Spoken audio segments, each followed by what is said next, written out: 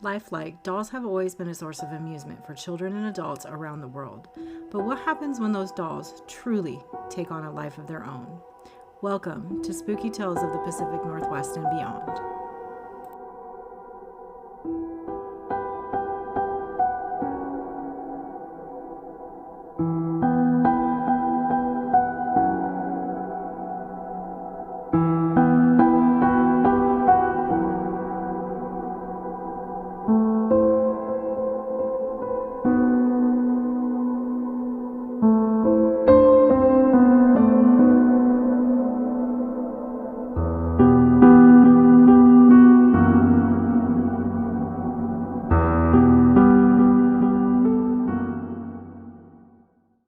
Hello and welcome to Spooky Tales of the Pacific Northwest and Beyond. I am Jennifer, who, the host has not changed. It's still me.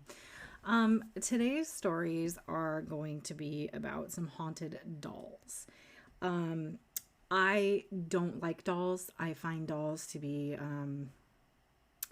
fucking creepy, and I don't like them, and most of the time this is probably some kind of traumatic experience that I experienced when I was a young child. I don't know, but dolls weird me out. Don't like them, never have, never will. So I've of course chosen to do an episode that has to do with dolls today, so here we go. Our first doll is Robert the Doll. Robert the Doll belonged to Robert Eugene Otto, who was often described as eccentric and belonged to a prominent Key West family. That's the Key West, Florida. Robert the Doll was actually purchased for human Robert by his grandfather during a trip to Germany. Apparently, human Robert's relationship with the doll continued far into his adulthood, and it was widely considered a very unhealthy relationship that he had with this doll. Mr. Otto would bring Robert with him everywhere and would also talk to the doll like he was an actual person and not just a doll. Robert the Doll was created by the Stief Company, which is located in Germany, and was more than likely not intended to be sold as a child's toy at all.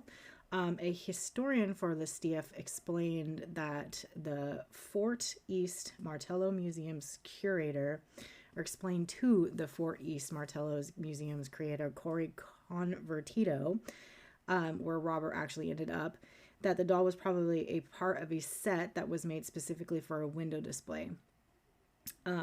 This display was probably all full of clowns and jesters, which for me, that just is like nails, stepping on a nail, honestly, because I don't like clowns or clown-like creatures also. So clowns and jesters are kind of like, they're gross. I don't like them. Yeah, don't like them. And when they're dolls, it's even worse. Convertito considered that to be a little adorable, which no, it's not.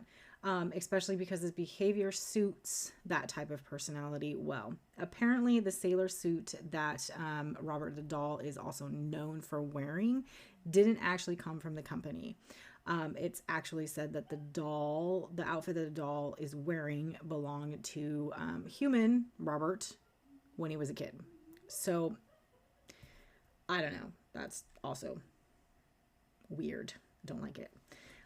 It's said that when Otto was young, he used to blame every mishap and thing that used to go to, whatever could go wrong on this doll. Most of the time, adults would generally wave it away as a kid telling tales, which is not uncommon. Kids do that. They will often do things that they're not supposed to and then blame it on their dolls or their siblings who obviously are unable to do those things, or even the family dog or whatever. So kids they do those kinds of things.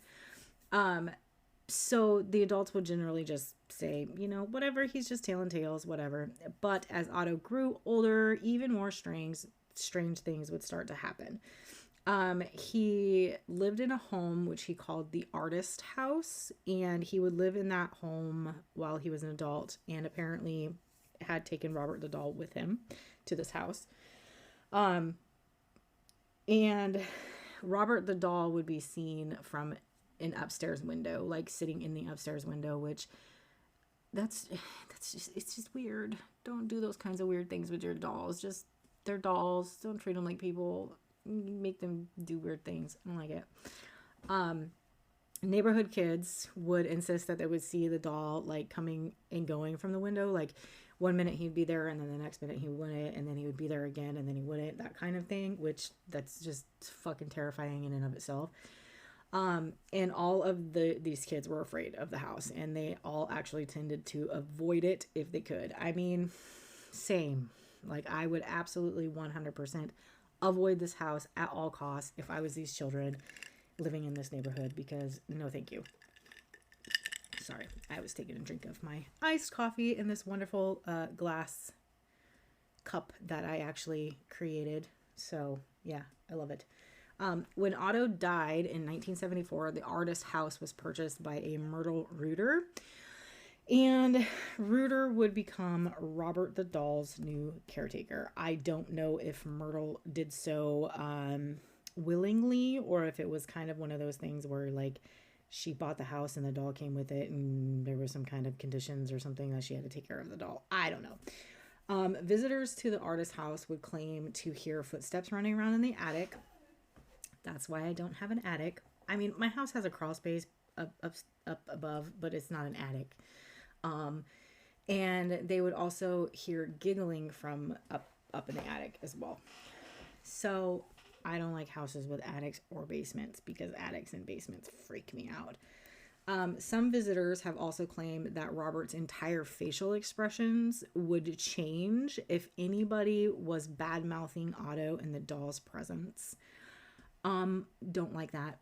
Reuter would even claim that Robert would move around the house all on his own. So that kind of ties back to the little kids that would see the doll like leaving the window and coming back to the window and leaving the window and then sitting in the window again. So no, thank you.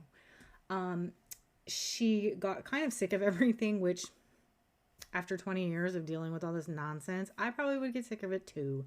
So Myrtle Reuter actually donated a doll to the museum where he currently resides. Even placed in this museum, Robert was still a popular little dude. Visitors have flocked to the museum to see the doll, and Robert has appeared on television shows like Ghost Hunt Adventures with Zach Baggins. He's had an aura photograph done, which I didn't know that's something that you could do. So that's pretty cool. Like, I would want to do that because I would love to see the color of my aura, if that's even a fucking thing. Like, I don't even know. Now I'm going to have to go look at it. Here I go. I'm going to fall down a rabbit hole of weird paranormal shit that I can have done. He's a ghost tour stop, which I didn't know that was a thing either. Well, I knew that ghost tours were a thing, but I didn't know like Robert the doll was a ghost tour stop. And he's even inspired his own horror movie, uncleverly called Robert the Doll.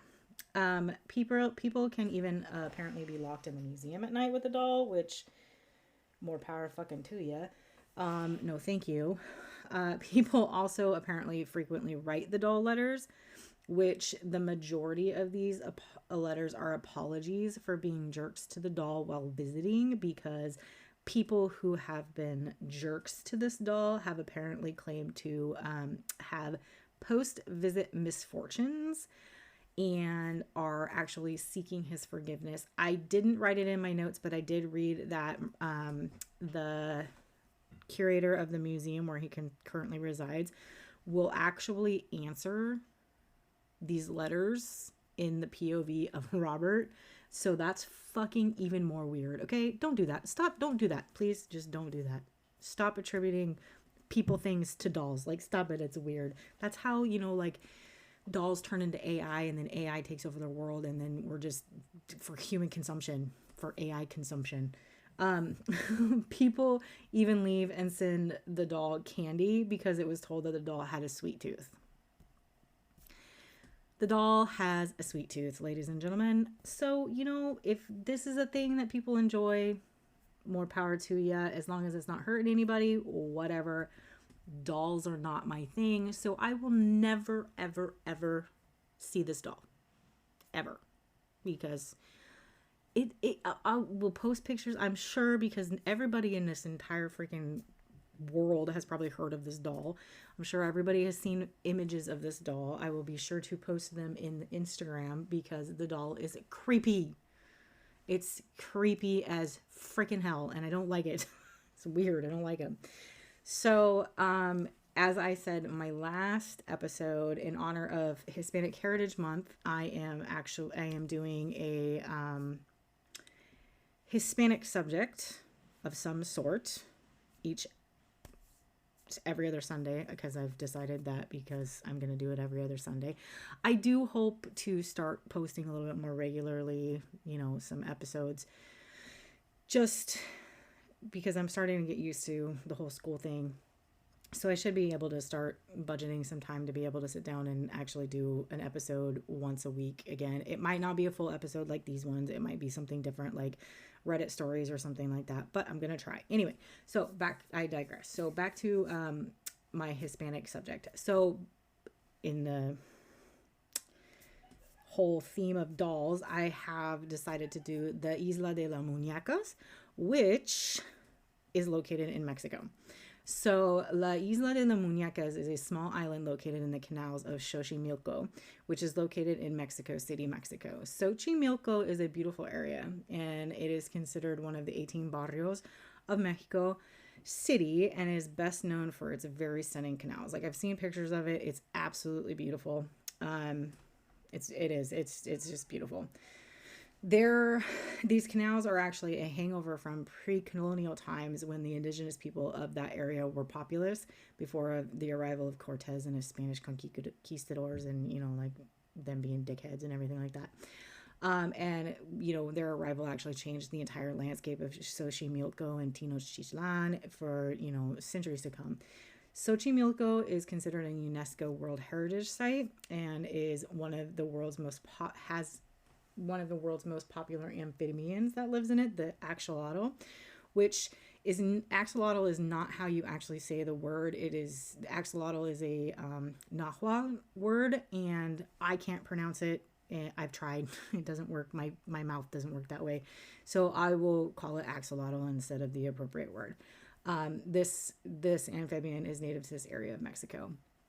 In 2003, a study of this very special animal. Now, this is an amphibian, if nobody knows about it, axolotls, that reaches sexual maturity during its larval state. I don't want to call it a larval state, but before full maturity. So it can breed before it's actually a mature animal. So it's kind of interesting. This study showed that only 600 of them survived in the wild. And since the Grupo de Investigaciones del Ajolote en Xochimilco has worked to preserve the axolotl in the wild, including some reintroduction of this amphibian who is very nearly extinct in the wild. Interestingly enough, if nobody knows, the entire federal district of Mexico City is slowly sinking into the dried lake beds of long-drained lakes as well. And this, I'm going to harp on this, is a direct consequence of colonization of Mexico. Tenochtitlan and Xochimilco were thriving metropolises before the arrival of the Spanish conquistadors, and they survived and lived and grew their food in an appropriate way that was sustainable. And then colonization happened, lakes started being drained, and now Tenochtitlan, which has turned into Mexico City, is slowly sinking into those dried up lake beds. I think it sinks at a rate of like half an inch a year or something like that. I digress. I can get on my soapbox about colonizations and the very direct consequences that it has caused with some of the, native populations and places and stuff like that. But this is not about that. So let's continue on. So now, along with Xochimilco's canals and the axolotl, the area is really well known for the Isla de las Munecas. It's a small island filled with dolls that has since been turned into a tourist attraction. The island is actually a chinapa, which are there. That's what the ancient people that lived in this area used to cultivate their produce. They actually created these floating gardens on top of these lakes and then, turned them into, and they were basically islands. And then there was the canals and everything like that. This is also another beautiful thing that Mexico City and Xochimilco are known for. And this particular chinampa, belonged to a man called Don Julian Santana Barrera. Legend says that one day Don Julian, who was said to be a man who would rather just spend his time away from people, big same, discovered the body of a deceased little girl in the canals nearest Chinapa. It's said that the young girl was playing in the canal waters with her sisters, but she was swept up in the currents and separated from her sisters. This little girl was actually pulled down the canal in the currents to Don Julian's Chinampa. It's said that he saw her drowning there and attempted to reach her, but by the time he did, the little girl was already deceased. So that's really sad and fucking traumatic. A few days later, Don Julian would find a doll in the waters of the canal in the exact same spot that the little girl drowned, and he actually was really freaked out because he thought it was another little girl who drowned. But when he realized that it was a doll, Don Julian believed it belonged to the little girl. He believed that a part of the little girl lived inside the doll, so he took the doll and hung it from a tree in his chinapa as a sign of respect. It wasn't long before Don Julian began to hear whispers and footsteps around his chinampa. He would also hear anguished wails through the night, though his chinampa and hut were miles away from anyone. Don Julian would spend the next 50 years hanging more and more dolls from trees all around the chinampa to make the girl's spirit happy. Dolls are already creepy. As I said, I hate dolls. I don't like them. They freak me out. But hanging in the trees of the chinampa has created a mass of dolls that take on an even creepier and perhaps frightening visage. Due to the conditions around the area of Don Julian's Island, which is located, where it's located is kind of humid and jungly type. The eyes of most of the dolls often turn milky white, or they just simply disappear because, that kind of climate, isn't really conducive for paint and all of that kind of stuff to remain. So they disappear and they leave black holes where the eyes should be. Often the dolls are entangled in cobwebs and limbs come off. So you have a bunch of dolls out in the trees that are missing arms and legs and stuff like that. Some say that it's more than just a little girl that is haunting the dolls.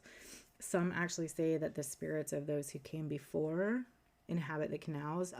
Those indigenous people who were wiped out by Cortez and his soldiers. It's said that some 30,000 bodies of those murdered indigenous people were thrown into the canals like trash.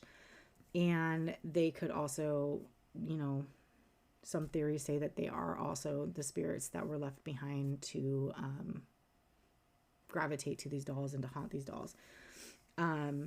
They think that maybe some of the things that have happened and have been seen on the island can be attributed to these murdered indigenous people. Some people have said that they have actually seen the dolls move, like heads tilting and eyes winking at people who come to see them. I would probably shit myself. I'm not even kidding. If I saw a doll's head, just fucking move on its own and look at me and wink, I would probably you would see me in I would Jesus walking across water, run across the freaking canals and straight across the water away from this island and away from these dolls. I'm not even kidding. I would probably have a heart attack. During the Ghost Adventures episode 6 of season 9, Zach Baggins and his crew had an experience with one of the dolls on the island. They were actually able to capture on video one of the dolls speaking with a mechanical voice. But when you see the doll that was speaking, it was pretty clear that the doll was very old and had been hanging in the tree for several years. So there's really no reason why the battery should have been working.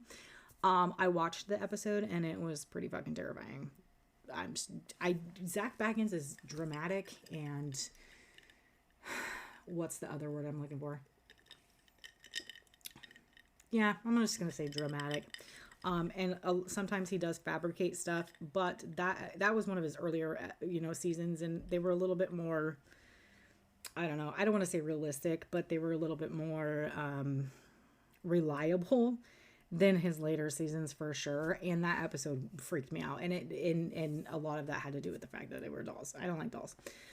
Don Julian was found deceased in the same spot where he found the little girl in 2001. There's a lot of theories as to how he died and why he died.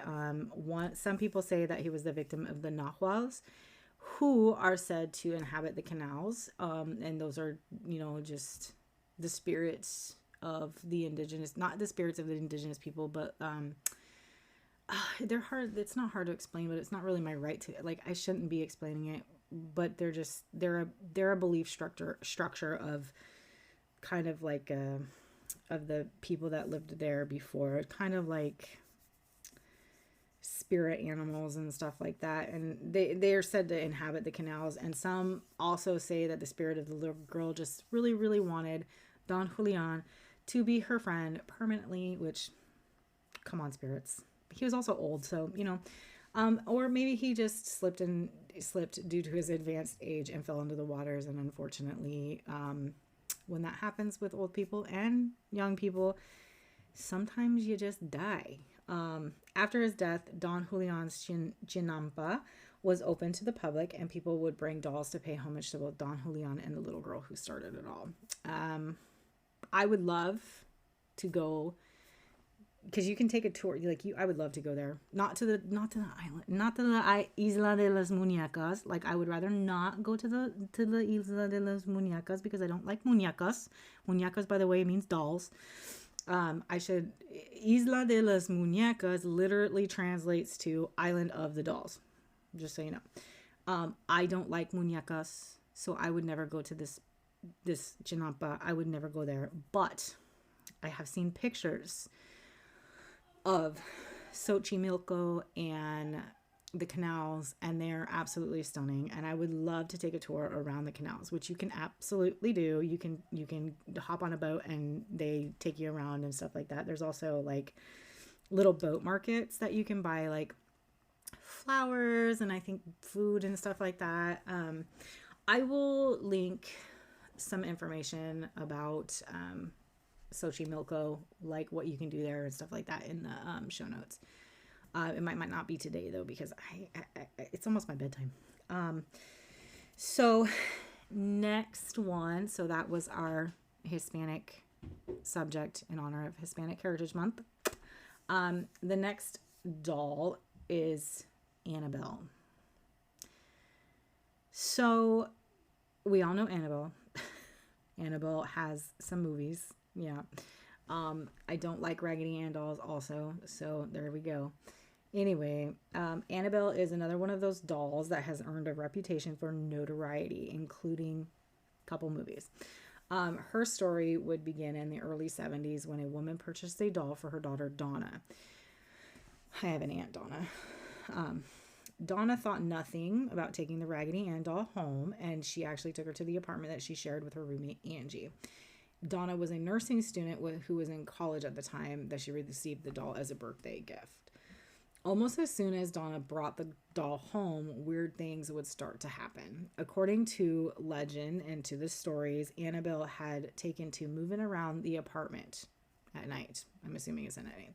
And would leave messages on parchment paper all over the place, even though Donna did not have a stitch of parchment paper anywhere in her home. Apparently, some of the messages were directed at a friend of Donna's named Lou. Lou hated this doll, and feeling was apparently mutual.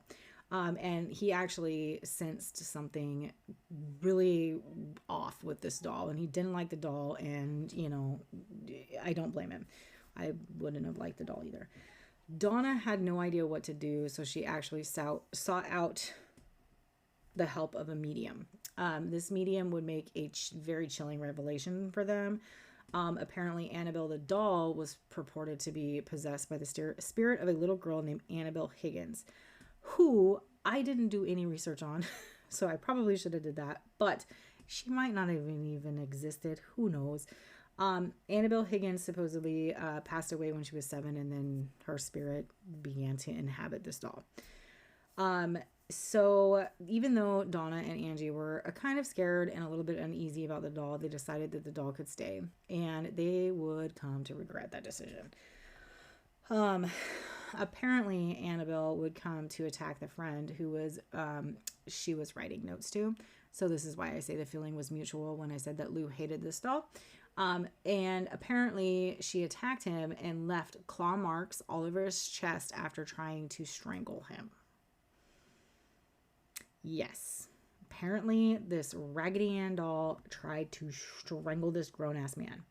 Everyone was terrified for their safety, as they should have been, and any sensible person, and they did what any sensible person would do. They called a priest, who then called Ed and Lorraine Warren. Ed and Lorraine Warren are an interesting couple of people, we're going to say. And they might not have been the best of people, and maybe might have been some fucking crackpots. So let's continue. Donna and Angie would accept the Warrens' help, and the Warrens would quickly come to the conclusion that the doll was not just haunted by a ghost. They would assess this doll and decide that the doll was actually a conduit for a demon. Demonology was Ed and Lorraine's thing, and everything, in their opinion, tied back to demons. Everything was evil and everything was demonic. And they said that this demon was targeting Donna, which was really fucking weird considering it was her friend Lou it tried to strangle, right? Wasn't it trying to kill her friend, not her? The Warrens, who had zero business at all performing an exorcism, decided that was exactly what they were going to do. To the surprise of no one, the exorcism didn't work. So they took the doll into their custody, and on their way they went. Apparently on the way home, the Warrens would run into a bunch of trouble. Everything from engine issues to a failed power steering, and they even had some issues with their brakes. Ed would resort to douching the doll with holy water to get the disturbances to stop, which they did temporarily. After getting home, the Warrens would decide to put the doll into an exhibit in their museum located in Monroe, Connecticut. They did this instead of bringing it into their home, which I guess I don't blame them. I wouldn't have wanted this doll in my house either. Visitors of the museum would see a warning on the case that taunting the doll could have horrible consequences. According to the stories and legends, any people who chose to disrespect Annabelle would have fatal or near fatal accidents shortly after leaving the museum. Even though the doll was locked in a case, it still managed to find itself all over the place in various different rooms in the museum. Apparently it would get to be so bothersome that the Warrens would seek the help of the Catholic Church. They would seek out an exorcism to be performed by a priest who, depending on the priest and their training, has, the business of performing exorcisms, not to self-proclaimed demonologists. At some point, either before or after the exorcism, the sources don't exactly say, the brakes of the priest's car failed, leading to his car being absolutely totaled. The priest did manage to survive the crash and walked away without any harm. As a man of God. Whatever. Annabelle remains locked behind a case in the Warrens Occult Museum, even though the museum has been closed for some time. There have been many theories and some controversy surrounding the doll. Many people believe the entire thing was a spectacle created by the Warrens and falling under the whole possessed doll trope, which is not an unheard of thing. I mean, everybody's seen Chucky, Child's Play, all that kind of stuff. It's a trope that's used pretty often in kind of horror movies and horror stories and stuff like that. Many people in the science and academia world believe that the Warrens are an unreliable and untruthful source who have fabricated many of the tales and myths that surround their exhibits. There has been a lot of controversy around the Warrens that state exactly that. The whole Conjuring thing, I think there was some controversy with the Conjuring movies and all that kind of stuff. The original and all that. Kind of, you know, Ed Warren performing exorcisms when he has no business performing exorcisms. Them fabricating stuff. There's a lot of stuff that has to do with Ed and Lorraine Warren. Annabelle, the theories that they fabricated Annabelle notwithstanding. I mean, like, they probably did. I wouldn't be surprised. Anyway, the whole story of Annabelle still continues to fascinate people, though, and it has even spawned a trilogy of movies, which I've never seen and I will never see. They're all in that whole Conjuring universe that is the, you know, like, Conjuring movies, Annabelle movies. I think it's like there's The Nun too is part of that. I don't know. I'm not really interested. I like horror movies, but not those horror movies. I could do without those horror movies. So that was our episode on haunted dolls. Yeah, I'm not quite sure what my next episode is going to be, but I did find some paranormal Reddit stories that I'm going to read on the podcast. Most of them, I think quite a bit of the stories that I found current that I'm going to be reading are you know, located in the Pacific Northwest, Washington, Idaho, Oregon, maybe some from like other closer states like Montana and Wyoming and stuff. So that will be happening. What else? Still got the Patreon going. It's not really kicking or anything like that. You're welcome to join it. You don't have to. The best way you can support my podcast is just listen, share, make your friends listen, you know, all of that kind of stuff. That's what I really would like. And I would love for people to email me at spookypnwpod@gmail.com. Any paranormal stories that they might like to share. I've also got the Instagram at spookypnwpodcast. You can send me a DM there if you would like. What else? Let's see. You can find us on pretty much all of the podcast places now. Yeah. It's almost my bedtime. I'm getting old, guys. Let's see, what else? No, I think that's about it. I do have I'm going to have some, you know, episodes that are going to be a subscription through Spotify. But the same with Patreon. It's just, if you don't want to, you know, sign up or do anything like that, you don't have to. You'll be able to still listen to episodes and everything like that. And the best way you can support me is to just listen to the podcast, share the podcast, make your friends listen to the podcast, all of that kind of stuff. If you want to reach out and if you have something to suggest, you know, for me for an episode, spookypnwpod@gmail.com. I would love to hear from you. So yeah, I mean, you know, keep it real, keep it spooky. Don't play with dolls. Don't do like weird people stuff with dolls. Yeah. Visit Mexico if you can. Look, if you go to visit Mexico, look at the heritage sites. Look at, you know, like don't just sit in your resort all day. Like, go and do things. It's a beautiful country. Yeah, get out there, see things. Conquistadors sucked. Mexico City is sinking. Yeah. Well, I hope you guys all enjoyed the podcast. Enjoy your evening, morning, whatever it is. Commute, whatever, whenever you listen to podcasts. And I will see you at a different time. Keep it real, keep it spooky. Bye-bye now. Oh my God.